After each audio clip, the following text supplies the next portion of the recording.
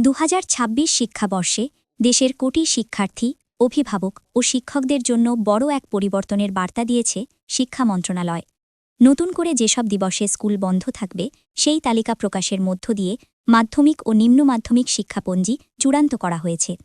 রোববার ২৮ ডিসেম্বর শিক্ষা মন্ত্রণালয়ের মাধ্যমিক ও উচ্চশিক্ষা বিভাগের উপসচিব সাবিনা ইয়াসমিন স্বাক্ষরিত প্রজ্ঞাপনে প্রকাশিত এই শিক্ষাপঞ্জি ইতোমধ্যে আলোচনার কেন্দ্রবিন্দুতে। এবারের শিক্ষাপঞ্জিতে যুক্ত হয়েছে কিছু নতুন ছুটির দিন যা আগে ছিল না।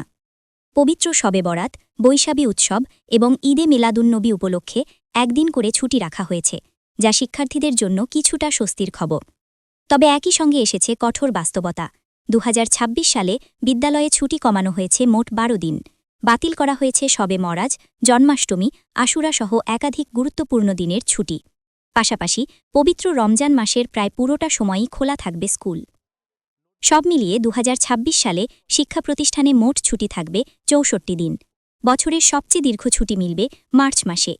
পবিত্র রমজান, স্বাধীনতা দিবস, শবে কদর ও ঈদ উল ফিতর উপলক্ষে আগামী ৮ মার্চ থেকে ২৬ মার্চ পর্যন্ত টানা ১৯ দিন বন্ধ থাকবে স্কুল। ঈদ উল আজহা ও গ্রীষ্মকালীন অবকাশ মিলিয়ে ছুটি থাকবে ২৪ মে থেকে ৪ জুন পর্যন্ত, মোট ১২ দিন। শারদীয় দুর্গাপূজায় ছুটি মিলবে ১৮ অক্টোবর থেকে ২২ অক্টোবর পর্যন্ত ৫ দিন।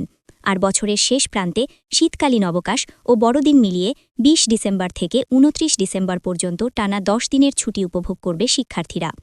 শিক্ষা মন্ত্রণালয় জানিয়েছে, এই ছুটির তালিকা দেশের সব সরকারি ও বেসরকারি মাধ্যমিক বিদ্যালয়ের জন্য প্রযোজ্য হবে। তবে বিশেষ প্রয়োজনে বা পরীক্ষার সময়সূচি পরিবর্তনের ক্ষেত্রে সংশ্লিষ্ট কর্তৃপক্ষ প্রয়োজনীয় সমন্বয় করতে পারবে। নতুন এই শিক্ষাপঞ্জি ঘিরে এখন শিক্ষার্থী ও অভিভাবকদের চোখ আগামী বছরের পড়াশোনা ও প্রস্তুতির দিকে।